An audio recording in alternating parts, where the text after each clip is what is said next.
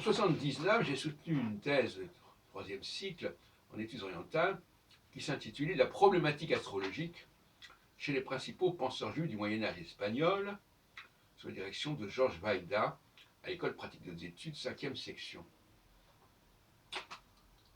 Je rencontrais Vaida pas mal d'années avant, je crois en 71, 72.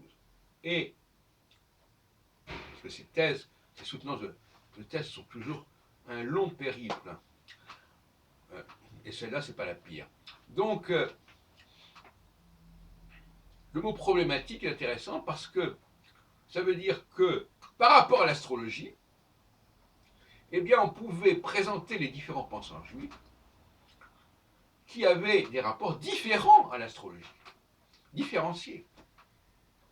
Donc l'astrologie était... J'étais pas en train de dire que tous les juifs, tous les penseurs juifs disaient la même chose sur l'astrologie, pas du tout, au contraire.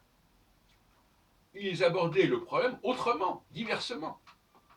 Eh bien, maintenant, je parle de la mécanique, de la machine, et je dis que selon sa position par rapport à la machine, on a un statut social différent. On a un rôle différent à jouer. On peut être d'un côté ou de l'autre de la barrière. On peut être ceux qui s'opposent à la machine, qui s'en distancient, qui l'évitent, et ceux qui s'en servent, ceux qui sont à son service, à la limite, à la machine.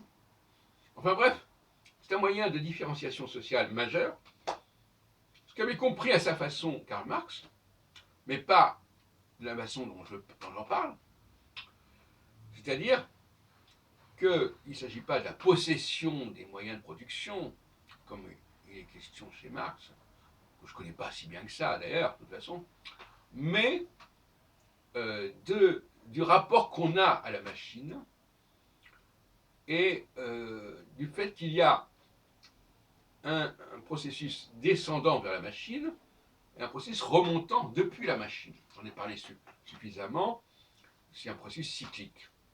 Il y a ceux qui sont plutôt dans le ruissellement vers la machine en dernière instance, mais vers la machine, c'est-à-dire qu'il va aboutir à la machine, mais voilà, c'est simplement un aboutissement. En prenant le mot aboutissement dans le sens de ça se termine comme ça. Et en fait, ça ne se termine pas comme ça. Et alors, il y a ceux qui, au contraire, partent de cette machine, notamment, une des machines les plus importantes pour moi, c'est l'écrit. Pas par la machine à écrire, mais dire l'écrit produit par la machine, par le papier, par le stylo, etc. Bon. Alors, l'oralité va vers l'écrit. Et ensuite, on revient de l'écrit vers l'oralité. Hier, j'ai eu un café philo McDo improvisé avec quelqu'un que je ne connaissais pas, un garçon qui a 19 ans. Alors, je lui disais qu'un intellectuel n'a pas besoin de la machine. Et il me disait, on est en 2020 évidemment, que on est obligé d'utiliser le stylo pour produire. Je lui dis, avant le stylo, il y a l'oralité. Là, je suis en train de vous parler, je ne lis pas un texte et je ne suis pas en train d'écrire. Et ça, cette étape-là, elle ne faisait même pas partie de sa conscience. Parce que nous sommes tellement habitués au fait que la même personne pense, écrit, publie, qu'on ne comprend pas que ça se fait en plusieurs étapes et que ça passe par différentes personnes. En tout cas, c'est ce que je souhaite qu'ils en soient ainsi, c'est-à-dire que on ne soit pas des hommes orchestres qui font tout et n'importe quoi. Il faut déléguer pour se protéger. Parce que si moi je me sers de la machine, quelque part, ça se fait aux dépens de mon fonctionnement normal. Parce que servir de la machine, c'est pas normal au sens strict du terme. C'est une aliénation, d'une certaine manière. Hein. Donc, celui qui pense n'est pas forcément celui qui écrit. Même si, dans les faits, ça se passe comme ça aujourd'hui, ça n'est pas cohérent, ça n'est pas satisfaisant. C'est un dysfonctionnement qui est lié à un dysfonctionnement de l'emploi, du travail, etc., provoqué notamment par la machine, qui va faire que la grande tentation, et nous y sommes tous exposés, la grande tentation pour un auteur, c'est de se servir de la machine pour se passer, ça lui fait des économies, pour se passer d'un secrétaire, pour se passer d'un éditeur, à la limite, etc.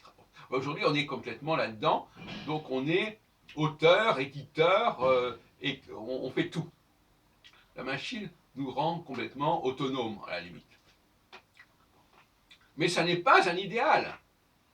Et il faut remettre en question cet état de choses qui bloque les choses, qui cristallise les choses, et qui fait que, effectivement, des gens qui auraient des capacités de secrétaire, des capacités d'adaptateur, d'arrangeur, etc., qui seraient des chaînons entre l'auteur et la publication finale, ces gens-là ne sont pas mobilisés, ne sont pas employés et sont obligés d'aller voir ailleurs, c'est-à-dire être obligés de passer de l'autre côté, du côté de la machine, alors qu'ils pourraient être du côté de l'auteur.